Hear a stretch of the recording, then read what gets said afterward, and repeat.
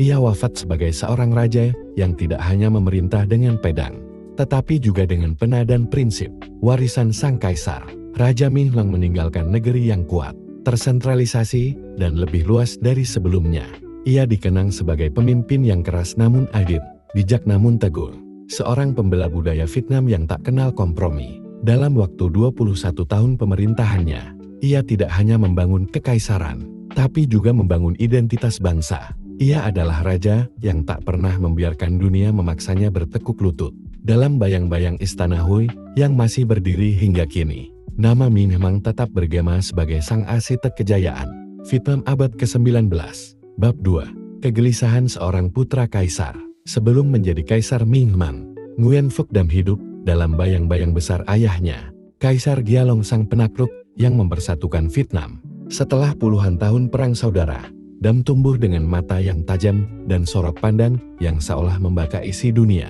Namun di istana, setiap langkah seorang pangeran diawasi. Kesetiaan diuji, saudara menjadi saingan. Para selir dan jenderal sering berbicara dengan dua lidah. Dam menyadari sejak muda bahwa ia harus lebih dari sekadar terpelajar. Ia harus cerdas secara politik. Diam-diam, ia mengamati tingkah laku para pejabat tinggi, mendengar bisikan intrik, dan mencatat siapa yang bisa dipercaya.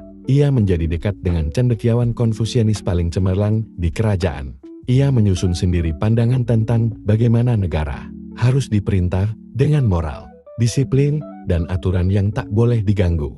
Suatu malam, ketika usianya menjelang 20 tahun, Dam berdiri di balkon istana, memandang langit gelap yang penuh bintang. Di kejauhan, api dari desa-desa kecil tampak berkelip seperti semut bercahaya.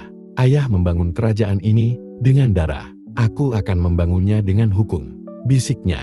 Kematangan pikirannya tak luput dari perhatian. Gialong, meski ada tekanan untuk menjadikan anak tertua sebagai penerus, sang kaisar tahu siapa yang memiliki jiwa raja. Maka di ambang ajalnya, ia memilih Dam sebagai putra mahkota. Keputusan itu mengguncang istana. Beberapa saudara Dam yang merasa lebih berhak mulai menyusun rencana diam-diam. Tapi Dam tak tinggal diam. Ia mengajak para jenderal penting bersumpah setia di hadapan altar leluhur. Dalam waktu singkat, ia merebut kendali sebelum darah bisa tertumpah, seperti bayangan pohon pinus di musim dingin, dan berdiri kokoh di tengah badai suksesi.